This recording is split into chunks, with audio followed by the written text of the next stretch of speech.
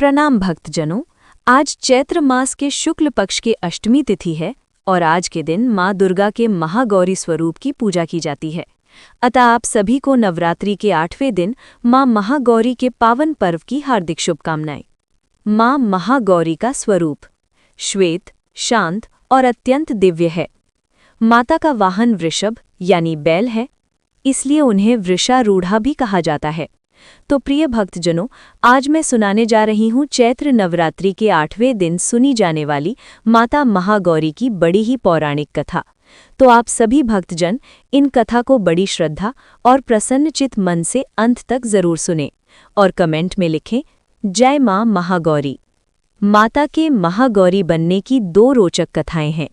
पहली कथा बहुत प्राचीन समय की बात है, जब आदि शक्ति माता पार्वती ने भगवान शिव को पति रूप में पाने का संकल्प लिया। भक्तजनों, ये कोई साधारण तपस्या नहीं थी। माता ने वर्षों तक धूप, सर्दी, बारिश सब कुछ सहा, न भोजन न विश्राम। उनका एक ही लक्ष्य था, भगवान शिव को प्राप्त करना। धीरे धीरे धूल, मिट्टी और कठोर तप के कारण उनका शरीर काला पड़ गया, लेकिन उनका संकल्प कभी नहीं टूटा।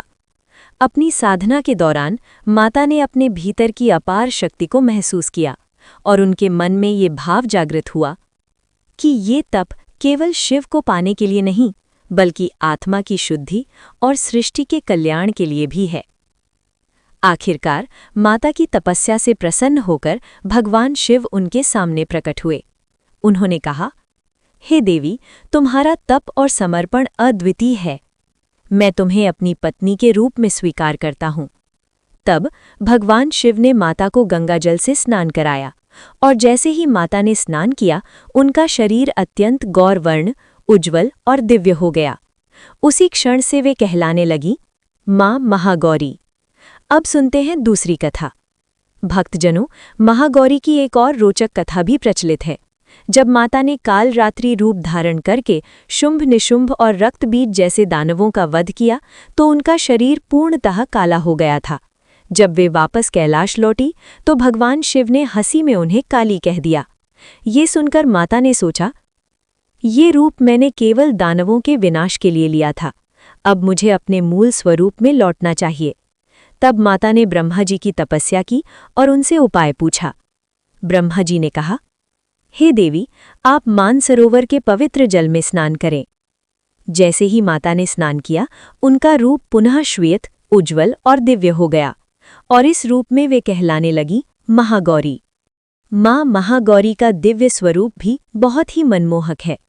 श्वेत वस्त्र, श्वेत आभूषण, 4 भुजाएं, त्रिशूल और डमरू, वाहन वृषभ। उनकी आयु लगभग 8 वर्ष मानी जाती है।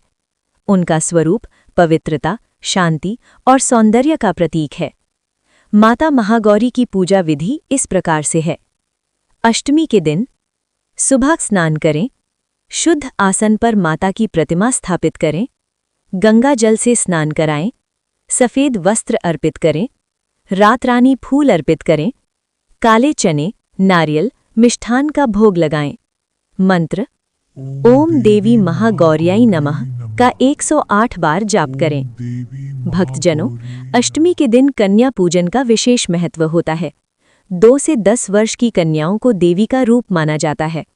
2 वर्ष कुमारी, 3 वर्ष त्रिमूर्ति, 4 वर्ष कल्याणी, 5 वर्ष रोहिणी, 6 वर्ष कालिका, 7 वर्ष चंडिका, 8 वर्ष शांभवी, 9 वर्ष दुर्गा, 10 वर्ष सुभद्रा।